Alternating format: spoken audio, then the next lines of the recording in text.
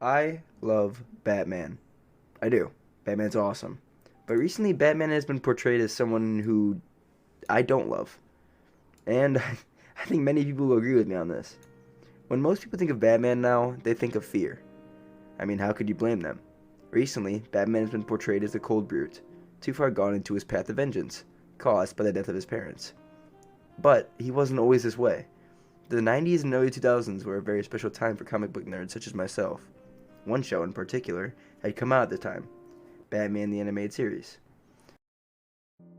Batman the Animated Series aired from September 5th, 1992 to September 15th, 1995, with a total of 85 episodes. For a show that ran just over 3 years, it left a huge impact on me and many other fans, not only for its great storytelling and animation style, but its take on Batman. In the Batman animated series, they decided to show the true, sad, vulnerable side of Bruce Wayne, and that is why I love this show.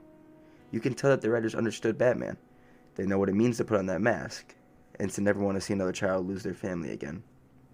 They use fear as a tool for both justice and compassion. Over the years, Batman media has seen many alterations. You have animated shows, big blockbuster movies, comics, and the list goes on. While I love these iterations of the characters, there is a huge overarching problem with them. They aren't Batman. Now I know, you're probably thinking, what do you mean they aren't Batman? Pointy ears, mask cowl, and a cape. What else do they need?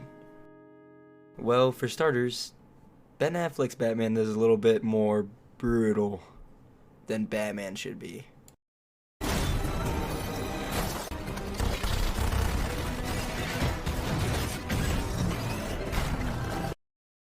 Now, if you have any idea who Batman is, you know that Batman does not kill people.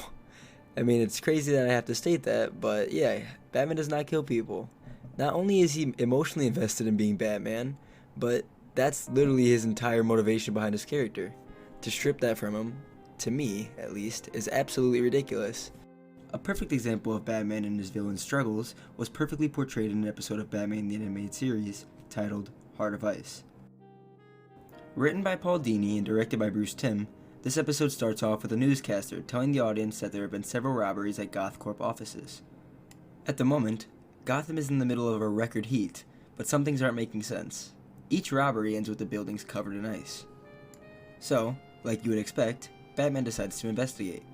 Both us, the audience, and Batman are confused of what's going on, until Batman finds a tape. Batman watches the tape and finds out that there's been a terrible accident. A cryogenic scientist, Victor Fries, has placed his terminally ill wife, Nora, in cryogenic stasis until he can find a cure for her condition.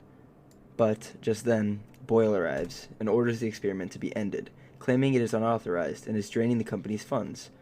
Boyle ignores Free's warnings that turning off the equipment would sentence her to death. Just then, Boyle kicks Freeze into a table of cryonic chemicals, leaving everyone to believe he was dead. After Batman finishes watching the tapes, Victor now busts in the room, freezing Batman with his new freeze ray. Don't get me wrong, the episode is absolutely amazing, and if you haven't watched it, I recommend it for yourself. But the ending is what struck with most fans, including myself. During the finale of the episode, we see Victor in his new cryogenically frozen cell, built just for him. Snow falls as he holds his snow globe of Nora, his now deceased wife. In a heartbreaking monologue, Victor woefully apologizes to her, tears streaming down his face. I cannot. I can only beg your forgiveness and pray you'll hear me somehow. Someplace where a warm hand waits for mine. He looks at the floor as Batman gazes through the window of his cell. Batman empathizes with Victor. He doesn't harass him or mock his crying like Spider-Man would. Batman is no longer guided by vengeance, but justice. Something that the movie adaptations really have not gotten right. Still gazing into Victor's cell, turns to leave.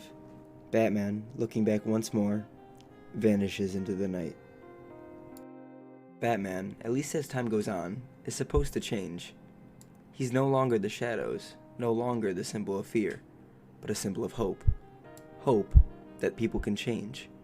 Hope that Gotham doesn't have to be this way. This is why I love Batman.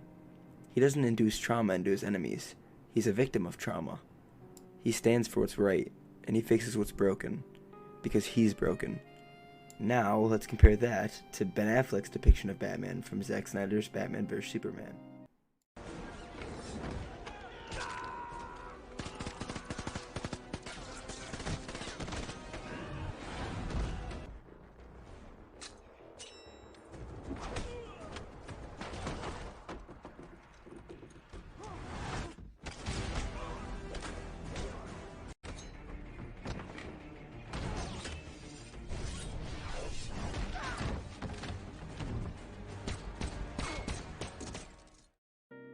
In this clip, it shows a old Batman not giving a shit, and it's clear that the writers also did not give a shit.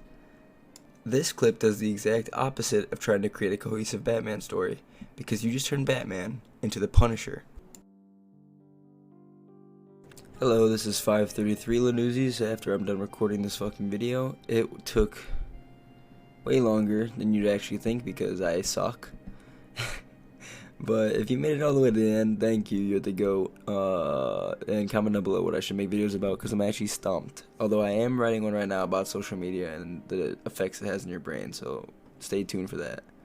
But yeah, anyway, thank you for watching, and try to leave a like and subscribe if you want to, you don't have to. But yeah, have a good one.